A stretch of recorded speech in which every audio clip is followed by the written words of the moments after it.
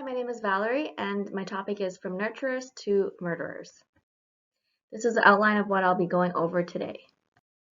And as of late, we're hearing about females from the West radicalizing and fleeing their homes to join Islamic State or other radical religious groups.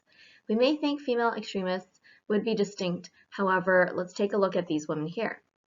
On the left, we see Ulrich Meinhof and Gudrun Ensslin.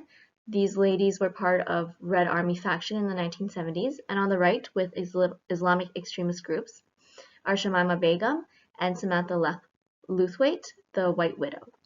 So it's common for people to assume that this is a new phenomenon, but female participation in extremism has been prevalent since 600 AD.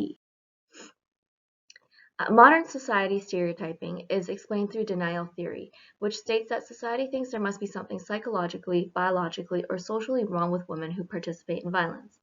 Extremism can actually be tracked throughout history and has occurred in 4 waves, according to Weinberg and Eubank, and all of these 4 waves have included female participation. So currently, we're in the religion and nationalism wave, where we see a lot of ISIS and neo-Nazi extremists increasing.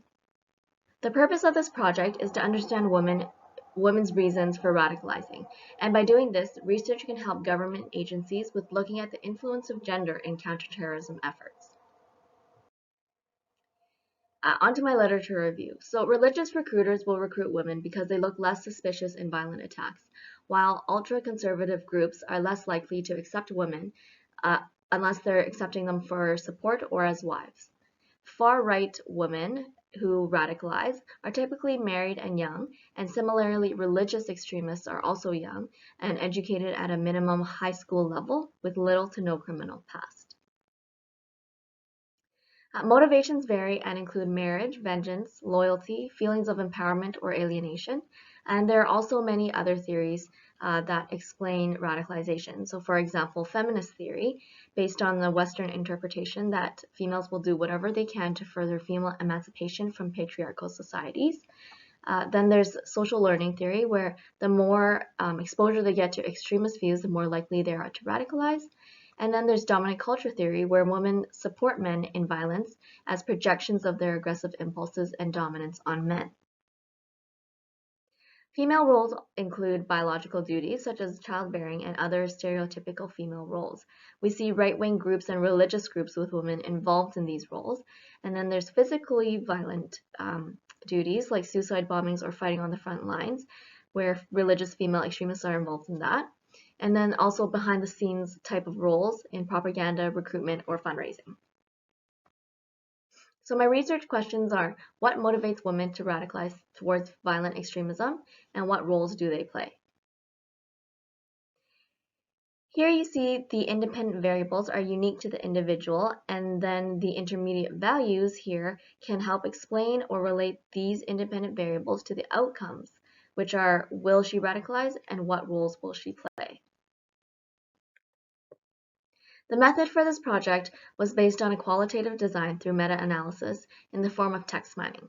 So first I predefined variables based on the comprehensive literature review, and then I searched for samples using a search criteria and the same parameters for several different databases. I only looked at peer-reviewed articles or open-source literature. So here are my parameters. It's female physical violence or female political violence in conjunction with neo-Nazi or ISIS. I filter articles based on the titles and reading abstracts. If they didn't meet the searching criteria as listed here, then I wouldn't include it in a second round of filtering. So the second round of filtering was reading through articles to see if the content further matched the search criteria. In total, I found 16 articles through propulsive sampling. There are 7 articles that were based on neo-Nazis, 7 articles that are ISIS-based, and 2 articles that had discussed both groups.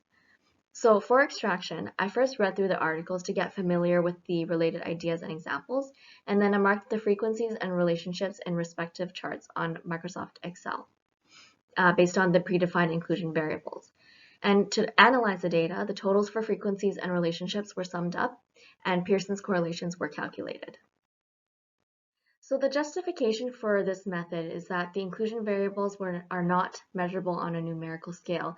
Therefore, I had to use a qualitative method over a quantitative method. Reliability was achieved through the tools used, which are IBM SPSS and Microsoft Excel.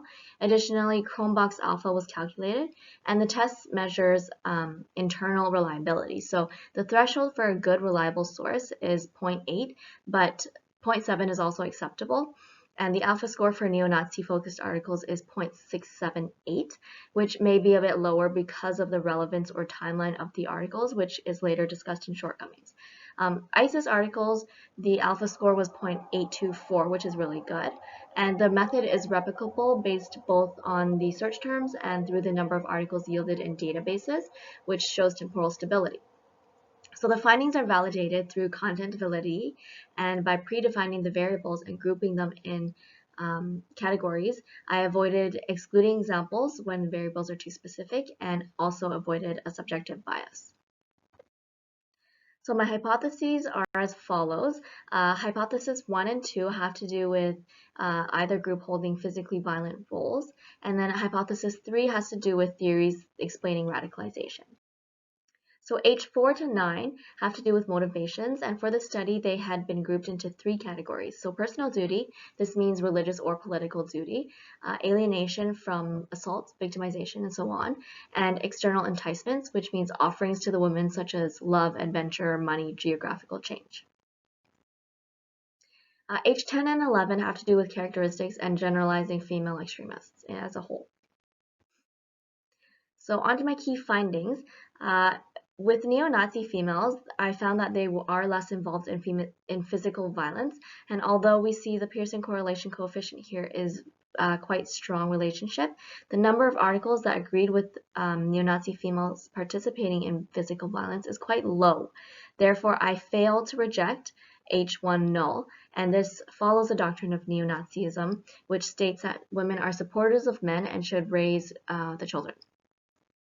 ISIS females, however, participate more in physical violence, and I can reject H2 null as it disagrees with the ISIS indoctrination, and also states that women are supposed to support men and only take on physically violent roles in defense of jihad. The theories that correlated most to neo-Nazi females are feminist, social network, and dominant culture theory, which again agree with the doctrine. And with ISIS, there was a significant finding between the biological and roles and dominant culture and feminist theory. So dominant culture theory is not surprising for correlation because it agrees with the ISIS doctrine, but feminism can be explained through females who rebel against their parents and they flee their homes to join Islamic extremist groups, thinking that they're endorsing feminism by going against the standard Muslim culture. So because there are different theories explaining radicalization, I can reject H3 null. So here, personal duty explains biological passive roles of neo-Nazi females, and that follows the doctrine that women must bear the next generation of neo-Nazis. H6 shows here that there's no correlations between alienation and any type of role. H8, external enticements are most strongly correlated with biological roles, so that's explained with females who want to have a better career path or future for the next generation.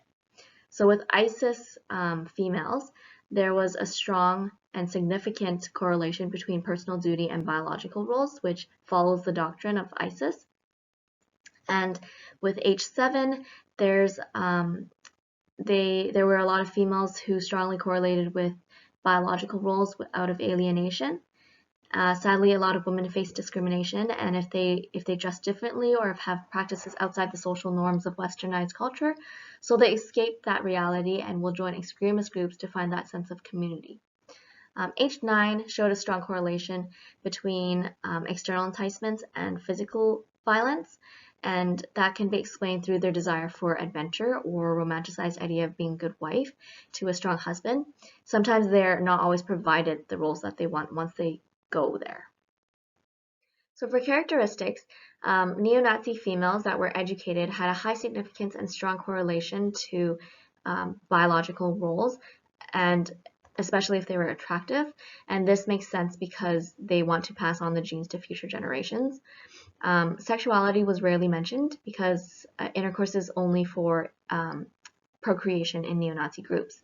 So ISIS females, there was a very strong correlation and high significance between biological roles and education again. And another interesting correlation is physical violence was correlated to attractive and educated females. So this shows that ISIS groups exploits society's stereotyping of females, using women to commit acts of violence because they can avoid detection easily. So the characteristics were rarely mentioned in ISIS articles, so it was hard to find good correlations. Overall, the characteristics are quite different between the two groups, therefore I can reject H10 null. And again, in general, I can reject H11 null because we have seen that women in each group vary in motivations and characteristics. So the shortcomings, time limit was a huge one and restricted the ability to generate primary data and a small sample size. The majority of authors are from Western cultures and therefore there's a bias, but research is to focus on understanding women who radicalize from a westernized culture. Again, to touch on the low Kronbach alpha score for neo-Nazi articles, half of the articles were based on Nazi Germany times. So even though neo-Nazi ideology comes from these times, doctrine may have modernized given the 75-year difference. So categorization of inclusion variables gives less specific findings, but it validates the research better because it's less prone to excluding examples and ideas in text mining. Future researchers should look at recruitment tactics. They should look at how recruiters of certain groups engage in radicalization of women and what traits they look for. Future researchers should also target specific extremist groups rather than generalizing female extremists as one whole category, and perhaps increasing the sample size and also looking at a different research methodology. So in conclusion, women in these groups can't be generalized and grouped together as the incentives to join their main roles are different and characteristics are valued for different reasons. This research is to help understand women's reasons for radicalizing, and it's the first step to helping agencies in developing policies and processes around de-radicalization and reintegrating back into society while looking at influence of gender. And that's it. Thank you.